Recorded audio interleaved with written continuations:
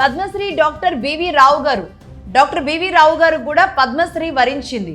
ఆయన ఎవరో కాదు, నేను మొట్టమొదటి ఎపిసోడ్లో చెప్పాను కదా, వెన్కాప్ చికెన్ ఫౌండర్ అని.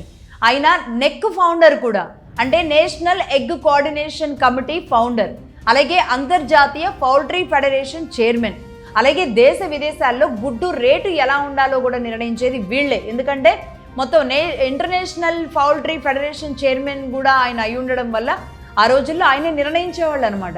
అలాగే ఒక ఆసక్తికర విషయం కూడా ఇక్కడ చెప్పాలండి. నేషనల్ చికెన్ డే అని ఒకటి ఉంది తెలుసా? అది ఆయన పుట్టినరోజు నాడే, అది నవంబర్ 16న. అలాగే 2 రోజులు జరుపుతూ ఉంటారు దీన్ని, 16, 17గా కూడా జరుపుతూ ఉంటారు. అంటే నేషనల్ చికెన్ డే అంటే చికెన్ తినమనో చికెన్ వద్దనో నాకైతే తెలియదు, కానీ మొత్తానికి చికెన్ సెలబ్రేషన్స్ చేయడానికి ఇక్కడ హైదరాబాదులో, తెలంగాణలోని చెర్లపల్లి దగ్గర పుట్టిన, మున్నూరు కాపులో పుట్టిన బివి రావు గారు ఆ స్థాయిలో నేషనల్ చికెన్ డేని ఆయన బర్త్డే రోజున అనేక చోట్ల జరుపుకుంటారు. అంటే అనేక దేశాల్లో జరుపుకుంటారంటే మరి మామూలు విషయం అని చెప్పండి. ఆయన పద్మశ్రీ కూడా, ఆయనకి పద్మశ్రీ ఇచ్చి కూడా దేశం సగర్వంగా చాటుకుంది. ఇలాంటి వాళ్ళకి పద్మశ్రీలు ఇస్తూ ఉంటారు.